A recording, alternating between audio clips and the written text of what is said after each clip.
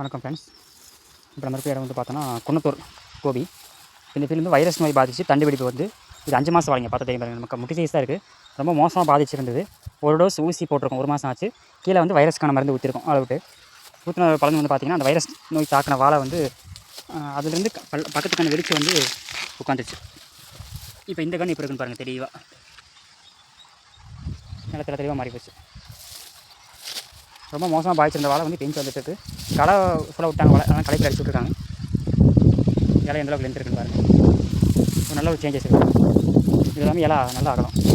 சின்ன கன்று தான், இலையை பாருங்கள் அகலத்தை. கரெக்டாக எங்கள் ஒரு கை ஃபுல்லாக ஒரு ஜான் 1.5 இருக்கும். ஒரு ஜான் சம்திங் இருக்குது. இது ஃபுல்லாக டோட்டலாகவே 500 வாழை பக்கம் இருக்கும். 200 சில்லற வாழை சொன்னாங்க இருக்கும் டோட்டலாக.